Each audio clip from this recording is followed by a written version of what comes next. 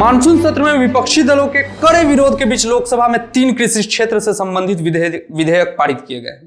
2 कृषि बिल, यानी एक कृषि बाजार में सुधारों पर मद्देनजर और दूसरा अनुबंध कृषि प्रावधानों पर, गुरुवार को यह पारित किया गया, जबकि आवश्यक वस्तु अधिनियम में संशोधन मंगलवार को पारित किया गया। 3 विधेयकों को राज्यसभा द्वारा पारित किए जाने के बाद मौजूदा बिल के स्थान पर लागू कर दिया जाएगा। कल रात शिरोमणि अकाली दल की नेता हरसिमरत कौर बादल ने कानून के खिलाफ अपना विरोध दर्ज कराते हुए केंद्रीय मंत्रिपरिषद से इस्तीफा दे दिया। हालांकि दल ने कहा है कि केंद्र सरकार को समर्थन जारी रहेगा। किसानों का विरोध बढ़ता जा रहा है इस चीज पे। आइए राजनीति चौक पर आज बात किसानों की करते हैं और आपको 3 मुख्य बिंदुओं पर समझाते हैं इस पूरे मामले को। सबसे पहले बात शुरू करते हैं 3 विधेयकों के प्रमुख प्रावधान क्या है और समझिए इस पूरे मामला को। प्रस्तावित कानून के प्रमुख प्रावधानों का उद्देश्य छोटे और सीमांत किसानों यानी कि कुल किसानों का 86% की मदद करना है, जिनके पास अपनी उपज को बेहतर दाम दिलाने के लिए खेतों की उत्पादकता में सुधार करने के लिए टेक्नोलॉजी में निवेश करने का कोई मतलब नहीं है। काहे कि जमीन कम होती है। एग्री मार्केट बिल पर किसानों को एपीएमसी मंडियों के बाहर अपनी उपज बेचने की अनुमति देना चाहता है, जो कि संसद में पारित होने के बाद दे दिया जाएगा। कोई भी अपने खेत के गेट पर भी अपनी उपज खरीद या बेच सकता है। हालांकि मंडियों और राज्यों के कमीशन एजेंट जिनके क्रमशः कमीशन और मंडी शुल्क बनते हैं, वो इस बिल के आने के बाद खो सकते हैं और इस बिल के मौजूदा विरोध के मुख्य कारण यही है। इन किसानों को परिवहन पर प्रतिस्पर्धा और लागत कटौती के माध्यम से बेहतर मूल्य मिलेंगे। कानून दूसरी ओर अनुबंध खेती किसानों की अपनी उपज की पूर्व सहमत कीमतों पर कृषि व्यवसाय फर्मों या बड़े खुदरा विक्रेताओं के साथ अनुबंध करने की अनुमति देती है। इससे छोटे और सीमांत किसानों को मदद मिलेगी।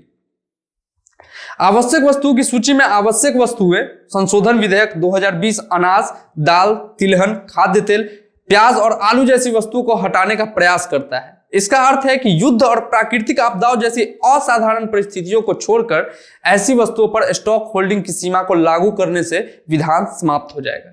यह प्रावधान कृषि क्षेत्र में निजी क्षेत्र विदेश निवेश को आकर्षित करेगा, यानी एक ऐसा माहौल तैयार किया जाएगा जहां किसान और व्यापारी किसी भी राज्य में जाकर अपनी फसलों को बेच और खरीद सकेंगे।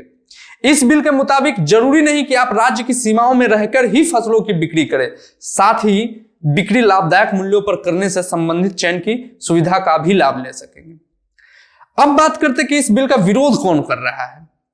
भारतीय किसान यूनियन BKU और अखिल भारतीय किसान संघर्ष कोऑर्डिनेशन कमेटी AIKSCC जैसे कई अन्य संगठनों ने एक अम्ब्रेला समूह बना लिया है, माने एक साथ एक सुर में विरोध करने लगे हैं सरकार का।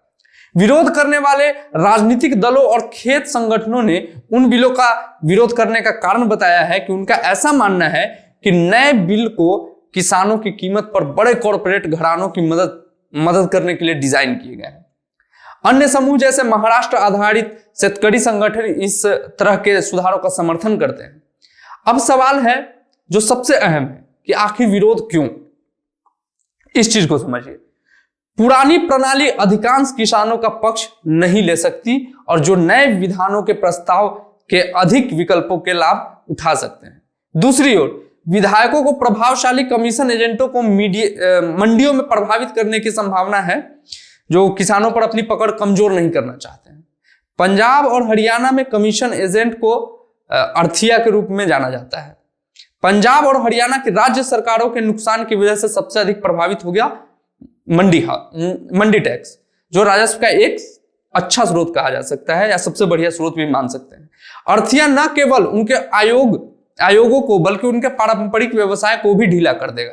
सरकारी अधिकारियों ने कहा इसे सिस्टम के साथ पूरी तरह से दूर नहीं किया गया है, इसके बजाय एक विकल्प जोड़ा। उन्होंने कहा कि एमएसपी प्रणाली को खत्म किए जाने की आशंकाएं गलत है, जबकि बिल का विरोध कर रहे हैं किसानों व अन्य राजनीतिक पार्टियों का कहना है कि अगर मंडियां खत्म हो गई तो किसानों को न्यूनतम समर्थन मूल्य, जो मिनिमम सपोर्टिंग प्राइस कहा जाता है, नहीं मिल पाएगी। इसलिए एक राष्ट्र एक एमएसपी होना चाहिए। विरोध का कारण यह भी है कि कीमतों को तय करने का कोई तंत्र नहीं है। इसलिए किसानों और राजनीतिक दलों की चिंता यह है कि कहीं निजी कंपनियां किसानों का शोषण न करने लगे। चिंता यह भी है कि व्यापारी इस जरिए फसलों की जमाखोरी करेंगे। इससे बाजार में अस्थिरता उत्पन्न होगी और महंगाई बढ़ेगी। ऐसे में इन्हें नियंत्रित किए जाने की आवश्यकता है। राज्य सरकारों को सबसे अधिक चिंता है और वह यह है कि अगर फसलों के उचित दाम राज्य में नहीं दिए जाएंगे तो किसान पड़ोसी राज्य में जाकर अपनी फसलें बेच सकेंगे। अगर पड़ोसी राज्य अधिक मूल्य देंगे तो वो वहां बेचने लगेंगे। ऐसे में राज्य सरकारों को फसल संबंधित दिक्कतों का सामना करना पड़ सकता है। बहरहाल विरोध बढ़ता जा रहा है। यह न्यूज रिकॉर्ड करने वक्त की ताजा खबर जो आ रही थी वो यह कि पंजाब के पूर्व मुख्यमंत्री प्रकाश सिंह बादल के आवास के पास किसान ने आत्महत्या करने की कोशिश की है। आगे के अपडेट का हमें इंतजार रहेगा। अपडेट लेकर हम आते रहेंगे। किसान बिल आपके हिसाब से कैसा फैसला है कमेंट में जरूर बताएं। धन्यवाद।